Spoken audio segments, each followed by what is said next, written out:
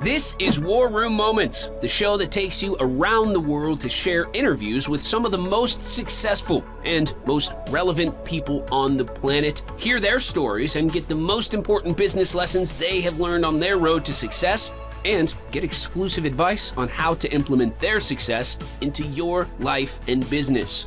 War Room Moments is brought to you by the Strategic Advisor Board. Here's your host, Jason Miller. Hey, welcome to the War Room. Ken, I'm glad to have you on, another veteran. Anytime I get that opportunity, that's like shitting in high cotton, baby. So great to have you.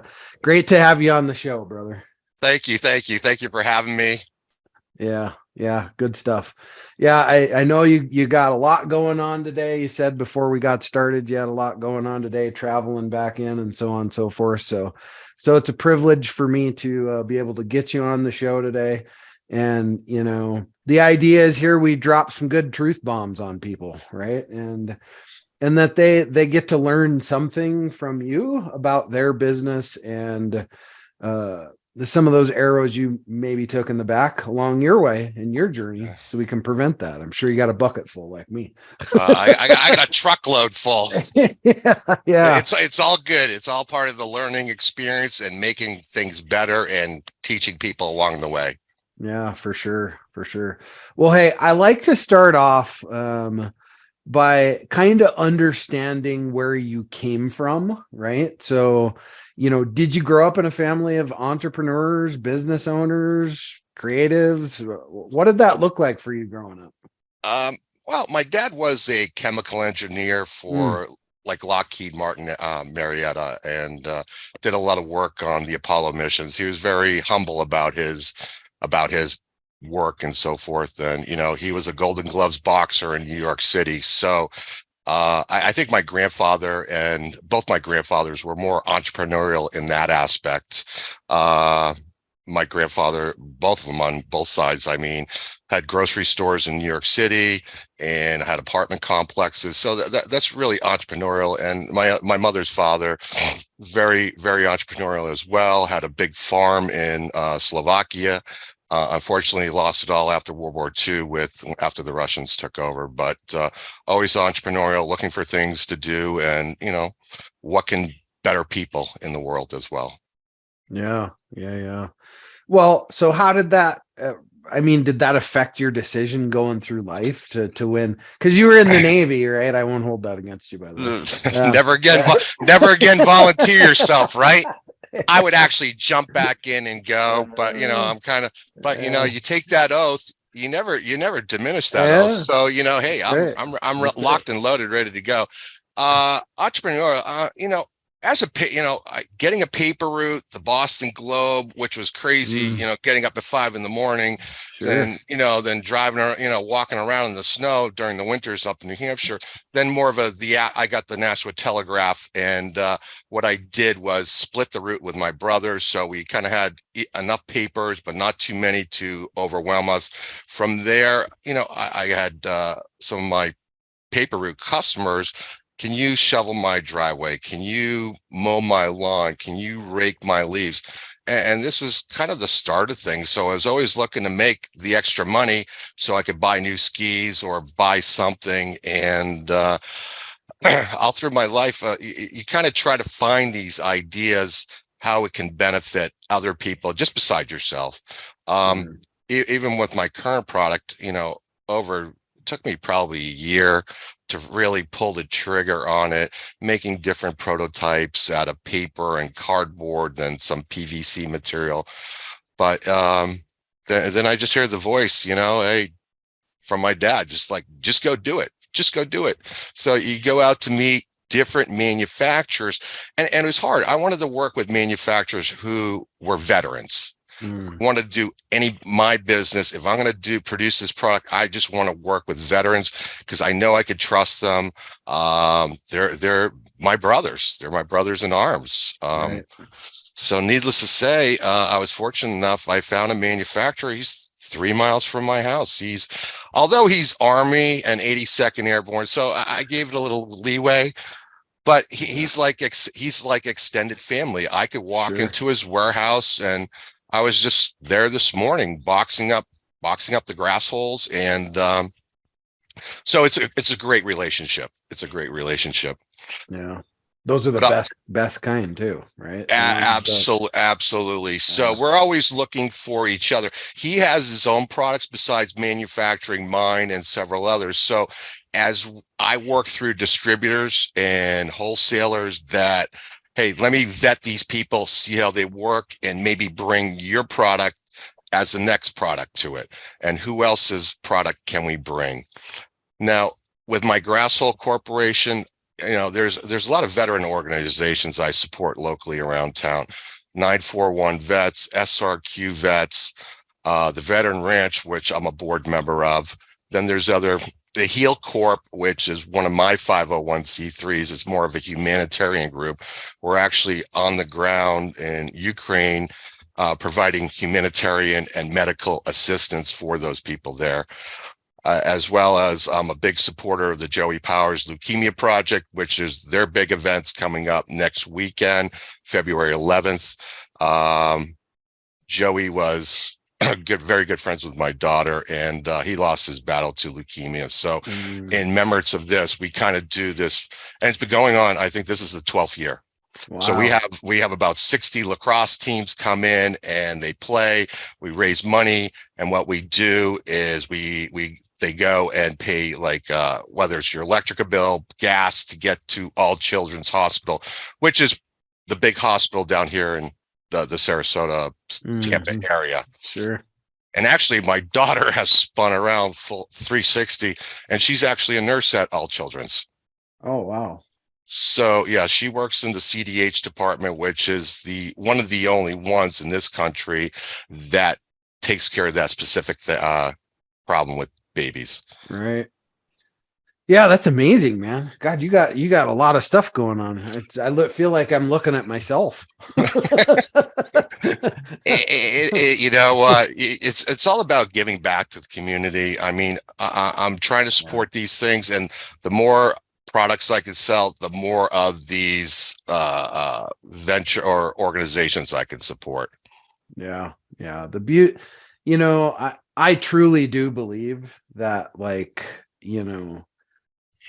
giving is always reciprocal, right? So you give and receive, and I'm a big believer too in giving in silence, right? So yes, my grandfather, we didn't even know for years that he was given to some orphanage for years and years and years.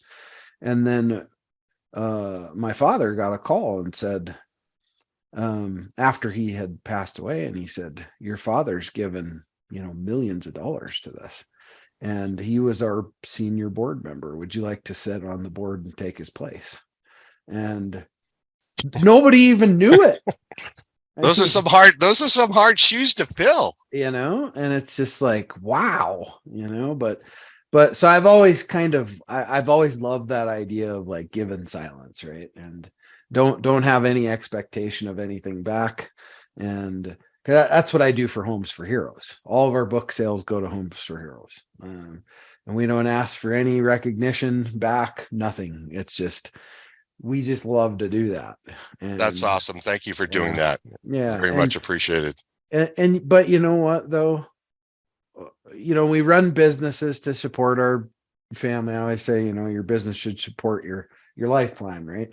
But within your life plan is all of those other things, right? So yes, there are.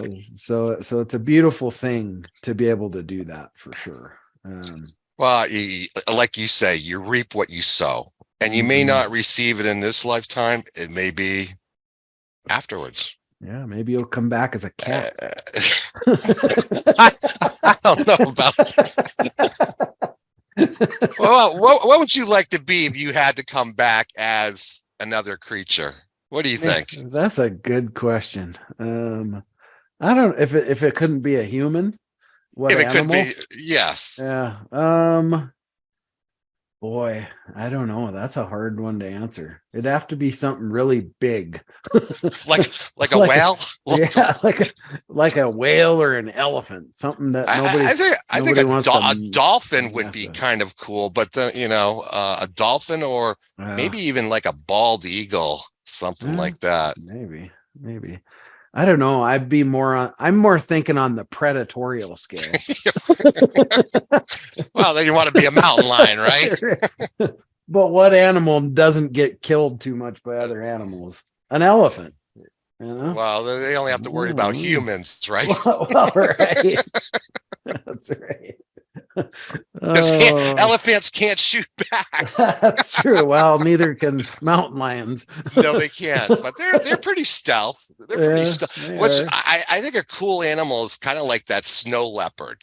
Very. Oh yeah, that is yes, cool, for sure. Yeah, that is cool for sure. Oh man, how did we get off on that tangent?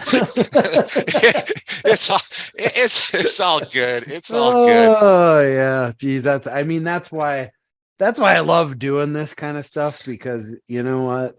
I don't follow a script. I don't care about scripts. I love conversations, right? And it's important, as not just as business owners, but as people, to just like be able to connect with other people, right? And it's huge. It's huge. It is. And to get along, it's pick and choose your battles. And it's like, why do I need to fight? Why don't we make it so everybody wins? Mm-hmm. You could really make life a win-win situation, and you don't have to be greedy about it at all. I mean, what I make on my GRASSHOLE, my sales did go up 250% last year. Nice. I haven't taken a paycheck yet. All my money went back into the company. Okay, let's buy this. Let's buy more plastic. Let's build a P20 steel mold, because the aluminum mold is starting to go. And just expanding into the distributorship levels and so forth. It's a hard nut to crack, and people don't realize sometimes you really got to drop your price. If your retail price is $65, these distributors only want to pay 50% of that. So then you got to look, am I making, what's my gross profit margin at this point? Is my cost too high to produce this? If so, why is that? Am I not producing enough volume? And this is my struggle. I can't afford to go buy 20,000 pounds of ABS plastic right now. It's like, okay, a pound of plastic went from $1.65 to $3. It's like, well, thank you, Mr. President, for that one. But plastic's made out of obviously petroleum-based products. And to buy 20 Gaylords, I mean, it's not cheap. So, but I can get a discount. But at the other time, so I get 50 cents off a pound. I really need to be down at $2, not at $3. But it's just a timing thing. So hopefully gas prices will go down.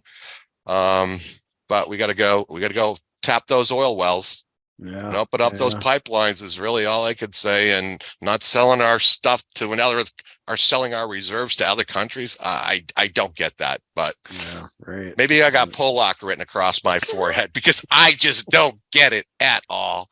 And even releasing these reserves to the American people, it really doesn't serve any purpose whatsoever. Well, it makes no impact anyway. Zero. And people think it makes an impact. No, it doesn't. You got to produce more. I don't know how we went from being 100% independent to now being dependent again. It's like, I don't know. We'll get off that. That's a whole nother story. Let's get off that soapbox. That's a whole nother conversation. But like I said, it's God family country. We'll leave it at that. Yeah. But I will say though that what you were talking about leading up into that, manufacturing prices and cost of goods and all that, if you rewind that, the audience, right, rewind that and just listen to that little piece again, because there was a lot of shit to learn from what he just said. So I'm marking that little piece as rewind that and listen to what he was talking about there, because it's really important. Yeah, my price per box, I sell in boxes of 10. I went from $49.99. As prices went up, I went to 54, I went to 59, I went to 64, up to $68 a box for 10. So, you're talking $6.88, $6.80 a piece, which is a lot. So I've tuned it back. I now it's $64.98. And I'll live with that for the time being, unless the prices of gas go through the roof. But you got to understand what it costs to build that product. And you got to calculate in those soft costs, your time, your energy, your car, all of this. And people just look at, okay, what does it take to make this? All right, I know what it takes to make this. Now add the soft costs. What's your admin costs on top of that? Admin costs should be about 10%. As high as 14. If you're at 14%, your admin costs are a little too high. Yeah. Being that I'm not paying anybody, I really don't have any admin costs. But I do. What I've done is I do not have any employees. I subcontract out everything. My illustrator, he's a good friend of mine. He helps me box up these things. I just pay him by the hour. Okay, Pete, here you go. Boom, boom, boom. He's not an employee. I just can't afford to have an employee. Right. And the problem is, the payroll taxes, the insurances, the workers' comp for that employee. It's easier to have contract people or subcontractors that they have their own liability. You get hurt, I'm not responsible for it. So, But along the way, oh, go ahead. I'll let you go. No, I was just gonna say, and that's slowly. Like California, you can't even do that in California anymore. The whole contractor thing, that's gone. You can't do it. I know several businesses out in California that they're like, we have to hire W-2 employees, because the contract thing is, it's not just California. There's several other states, but apparently it's making its way across the states now. And it's going to be, can't even think of what the cause and effect from that is going to be huge. Well, the IRS rules, I'm a bean counter. I've worked for the big five, in and out of public accounting, private accounting, not-for-profits. The bottom line is the IRS rule, if you don't control their hours, then they're not an employee. Yeah. Hey, let me know when you come to work and box up these things. Can you come when you're available? All right, come in and box. I'm not setting any standard hours that they have to be there. So it's working around their time. So unless the state's mandating something, maybe California is, but thank God I'm happy I live in Florida. That's all I can say. I actually wouldn't mind being in Florida right now. It's 21 freaking degrees and snow up here right now. So, Jason, where are you at? Boulder, Colorado. I live up in the mountains, so but don't you have your snowmobile outside to take you to the store? Well, sure, but it's still cold as hell. It gets old. It gets old, right? Yeah. Well, I grew up in New England, so I've been a skier since I was 4 years old. So I love the snow, but I can see I'm only there to visit. Then I leave.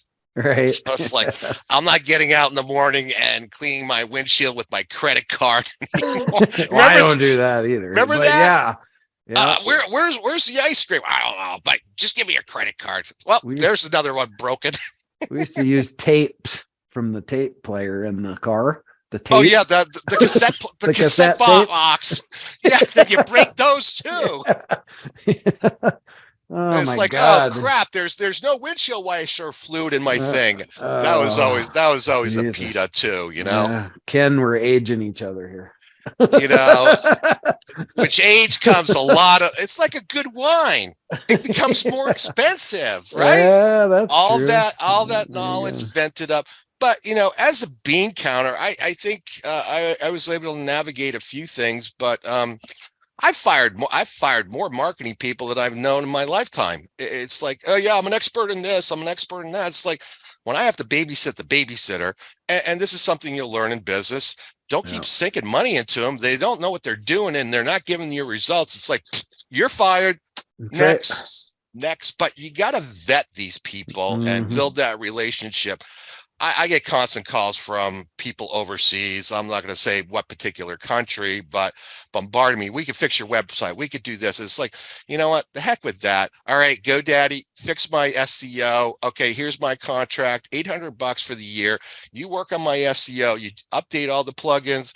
Now, other people want $800 a month, if not more, to oversee and manage your. It's like, what's wrong with you people? It's like, I don't have a unlimited cash flow here. I got to work on my budget, and these are the decisions you have to make as a business owner. And sometimes, I pulled the trigger on that too quick. Oopsie. Next time I'll learn.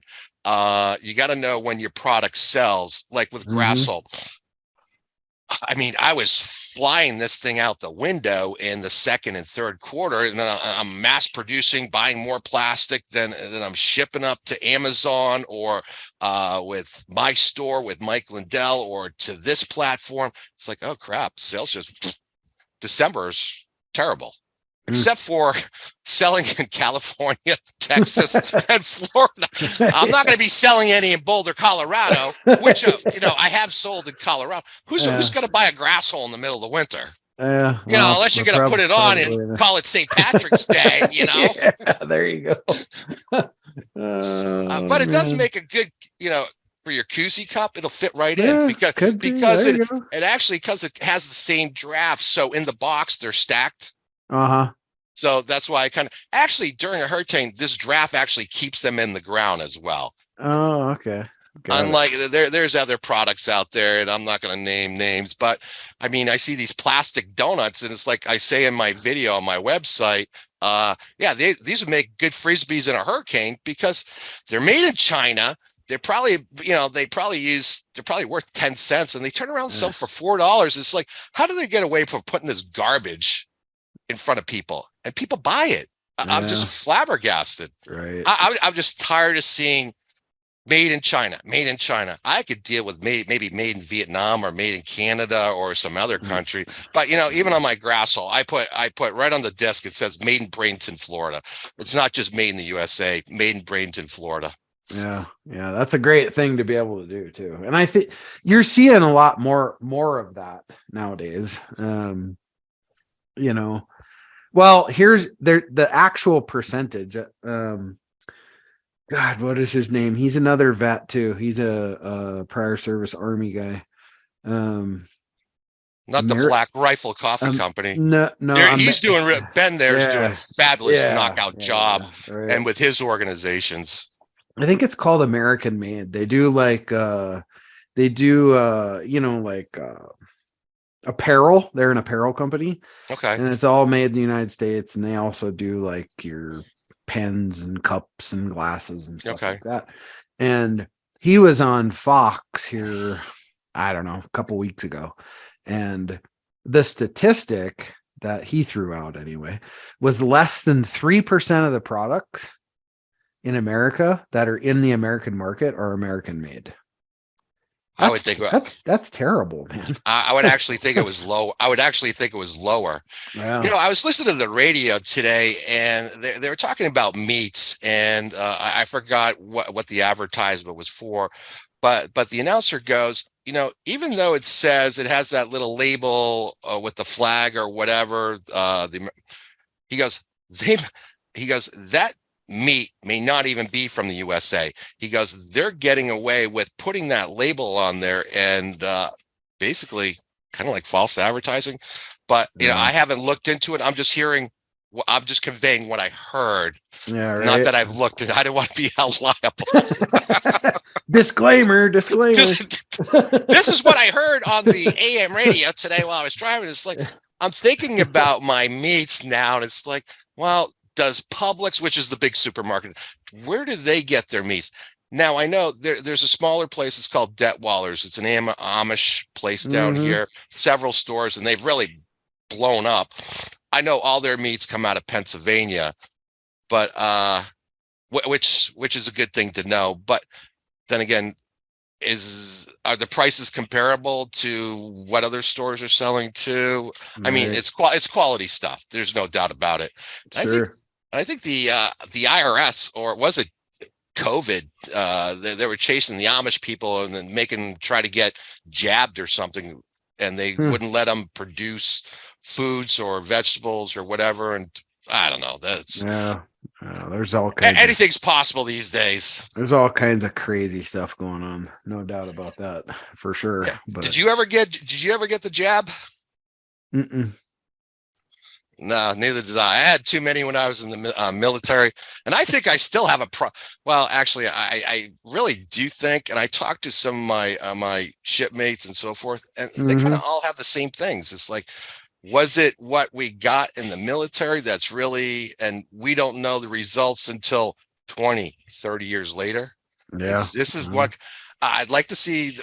These people who got these jabs, whether it was, I guess maybe the Johnson was probably the safest one I've heard, and the other ones, they're, get the jab and get the booster. And these people keep getting the boosters, but you know what? They keep getting COVID too. It's like, I've never got the jab. Have you gotten COVID? I haven't. Nope. I just eat more garlic. I just drink more whiskey. That'll kill it. That'll kill anything. Right? I mean, my asshole might fall, or my liver might fall out of my asshole, but hey, whatever. Right? Well, at least you're not coughing it up. Right. Oh man. Well, hey. So if you could impart like a chunk of knowledge on the audience, like, here's one of the things that I really learned. That doesn't have to necessarily be a mistake, but a piece of knowledge of a struggle that you had, and then how'd you overcome it? I'm going to say my biggest struggle, I try to actually do the design patent myself. It's like, I called the USPTO office. They have assistants there, and you could go look up other patents. It's like, okay, this one's not patented. And this is a good idea for whether it's a trademark, a patent. You could actually go to the USPTO office and look those things up to see if somebody already has a patent. Now, I tried to do the design patent myself. Thought that'd be easy peasy. It must have got kicked back to me a half a dozen times. Your spacing is not right. You're not in the right fonts. You're not doing this, that. And it's like, OMG. And I was pulling my hair out what little I have left. And it's like, all right, let me call this attorney who I met 10 years ago. And he goes, well, I mainly focus on trademarks, but he goes, in our firm, I have somebody in Ohio that does the patents. And I said, all right, let's lock and load. So to fix my design patent, I forgot, it was like, he goes, you got 95% of it done. All I need to do is, because they're part of the good old boys club at the USPTO office. I guess this is how it works, because I was getting kicked to the curb. Got that done. We did the provisional utility patent. Yeah. That took a year. Then finally it's a full-blown patent. Then I did 3 registered trademarks, one for the GRASSHOLE name, one for my character, or I call Angus McGrass. It's kind of like, well, I haven't developed them totally like the Geico lizard. Yeah. Angus is the GRASSHOLE. He's Angus McGrass. So there you go. then my other one was, don't be an arsehole, install a GRASSHOLE. That is a registered trademark too. Don't be an arsehole. Oh my God.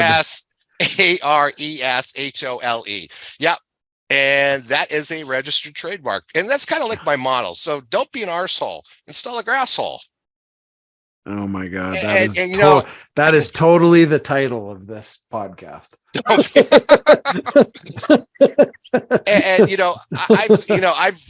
I spent lots of time researching and materials and so forth, and that's why I kind of wish my dad was still alive. He was a chemical engineer dealing with platings and plastics. I mean, he could have helped me 9 times 10 over with this. I mean, I incorporated a lot of things in the design patent, these perforations, over 1,200 different configurations. So if your sprinkler's near your driveway or sidewalk, score it, snap it off. You can make it a pizza. And if you don't want to see this whole disc, I mean, you could just make it a little square, which will still keep your sprinkler head from moving from side to side and protect against weed whackers and lawnmowers. So it's some thought went into this. Actually, a lot of thought. And I'm actually developing a cover to put on it for you winter people. So when the winter comes, you got sprinklers, you got the GRASSHOLE cover. There you go. That's only that's an extra $19.95. No, probably a lot cheaper than that. I think I should be able to find maybe a lid company that I could make them, then just maybe pad printed on. Then there'll be the Angus Golf, where I'll have a thing where I could just put over the sprinkler around the top of the here. And with little Angus's flags, and you go play 9 holes around your yard. There you go. That's even better yet. Multifunctional, man. That'll probably be the fall in 2024. The lids will be coming out this year. I'll have them showcased at the National Home and Garden Show up in Chicago. I think it's in June. Very cool. Very cool. But the thing is, you got to keep at it. And to get the funding, that's the key. Obviously, I probably have well over 6 figures in this, over 100,000. But it's worth its weight in gold. But you gotta keep at it. You can't give up. Once you give up, it's like anything else. Why did you even start it then? Always start what you finish. And I know you learned that from your parents, and you just want to just do it. That's all. But the patent office was the biggest thing, was the biggest hurdle. I kind of fell on my face. My wife was just like, what's going on? Well, they don't like the spacing. They don't like this. And it's like, then just spending the money to get the patent attorney. I mean, you're going to spend $400 an hour with a patent attorney, but the more work you could do up front for them, the less you have to worry on the back end. Sure. And then even going through, I mean, I had the CAD 2 and CAD 3 drawings, but to make a prototype, if I sent those drawings to China, I would have came back with a product I would not have been happy with. Yeah, they would have been stackable, but not every sprinkler head would have fit. And so we had to tweak the mold a little in order to make it work, so they were stackable. But I'm not going to get on a plane and fly to China to deal with that. They would just build, and the horror shows. And I'll just say, if you're going to try to manufacture in the USA, someone who's close by, because you may not be happy with the materials that they use. They may use a crappy or regrind plastic in my case, and you're going to wind up having issues. Then when you even want your mold back, and I've already heard the horror shows directly from my manufacturer, people wanting to get their molds back, they don't get back the molds that they paid for. They're getting back different molds. So I don't understand the logic. Why would I want to support China in the first place? All right. Yeah. I mean, yes, you get what you pay for. It'll be cheap to make. However, you're not going to be happy. You just spent $100,000 or $50,000 on a mold that's a piece of crap, and you get products that are substandard. And then now you're trying to force the people to buy them. You're not going to do too well. It's quality. I believe. I hate paying for the same real estate twice. Do it right the first time. You're gonna fall on your face. This is when you reach out to different organizations like the Manufacturers Associations. Go talk to different manufacturers as well. Go in person if they're around your town. Talk to other people, families, friends. Hey, I know somebody, or he knows somebody, and get all their advice. Then make your choice. If you have more choices, but like I said, there's 3 sides to every coin. That thin part, that's where you find the truth. Everybody, do it this way, do it that way, and I don't even want to get started with marking. That's another tangent I could run off on. That's a black hole conversation right there. Oh my God, yeah. I'm an expert. I'm an expert in Amazon to set you up, and it's like, no, you're not. Just give me back my money, please. That's right.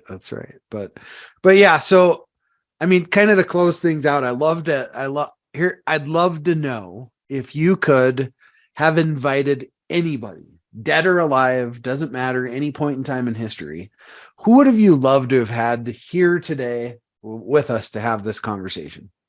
And like I kind of conveyed earlier, I would love to have my dad back here. Yeah. I mean, he was just a humble gentleman, Golden Gloves boxer, brought himself up pretty much, went to the Navy at 17 to get out of New York City. I mean, he grew up on Delancey Street. If everybody knows Delancey Street, Hell's Kitchen area. Yeah. I mean, to be there, to survive there, got out of there, went to the Navy at 17, World War II, boxed in the Navy a little, got out and actually went to University of Maryland after the war, boxed there. And he finished up in Fordham and with a degree in chemical engineering. I mean, it doesn't get much better than that. I mean, like I told you, he worked on top secret stuff, Apollo space missions. He had higher security clearances than even his bosses and his bosses' bosses to deal with. And, you know, they were happy to have him, but obviously they'd like to know the secrets too. You know, he gave me an inspiration. He just said, you know, when I was thinking about my product on my lanai one day, and I could just hear him saying, just do it, like Nike, just do it. Yeah. And you know what? Here I am. When did I start? In 2019, when I originally set up the corporation, but I didn't really go into production until 2020. 5 months from CAD drawings to prototypes to manufacturing on the shelf in 5 months with provisional patents. Yeah, I'm pretty excited about that accomplishment. People are blown away. It's like, yeah, I did a good job. Yeah, thank you. Yes, you did. I would agree with that. So awesome. Well, gosh, what a great conversation. And you know, I appreciate you being on the show. And no, thank you. I'm humbled. I'm humbled to be in your presence, sir. Yeah, it was a lot of fun. You know, I have quite a few of these, and man, these are the kind of conversations I really love, because it's like it's there's energy in it and it's fun and, you know, all that good stuff. But yeah, just appreciate you being here, brother. And, yeah, I have the energy of a 30-year-old, but you know, some mornings I feel like I'm like an 80-year-old. So, you know, I'm right now I'm moving from the B to C and trying to go to the B to B. So I'm really looking for those distributors. I'm trying to work with some of the home shopping networks. I actually sending some up to a distributor up in North Carolina. So that's the big play. Distributors, wholesalers, e-commerce people. You know, I got my website, I got Amazon, and like I said, my store with Mike Lindell. I wish, and I've been pushing Mike. You got to stop with the slippers and the pillows. Start pushing the veteran owned products. And I said, you know, even on your website, I go, Mike, put a little thing, veteran owned, veteran manufactured. And this way people will buy veteran owned stuff. I mean, it's quality, not quantity. And you want to buy something that's going to last. Yeah. Speaking of that, where do people go to buy this thing? You could go to my website at www.grassholesystem.com. You could Google the Grasshole name, as well as you go to Amazon or to my store. Also on my website, Amazon has launched a pilot program where you could actually click on the Amazon link for the Prime users of Amazon, and it'll take you right to buy. They discount my fees about 50%, which is great. Yeah, you bet. So plus. So a lot of my proceeds go to support, again, 941 vets, SRQ vets, the Veteran Ranch, healcorp.org, Sarasota BMX track, as well as the Joey Powers Leukemia Project. So look forward to seeing you. Come follow me on LinkedIn. Come to my website. And remember, don't be an arsehole. Install a GRASSHOLE. Boom. You couldn't even end it. You couldn't even end it any better than that, man. For sure. So, hey, thanks for being here again, brother. It was a lot of fun. Carry on, Jason. Thank you. Cheers, Appreciate brother. it. You be well. Thanks for listening to War Room Moments with your host, Jason Miller. Please leave your feedback and visit strategicadvisorboard.com to get the latest and greatest business advisement on the planet. Follow us on social media for updates, and we'll see you on the next episode.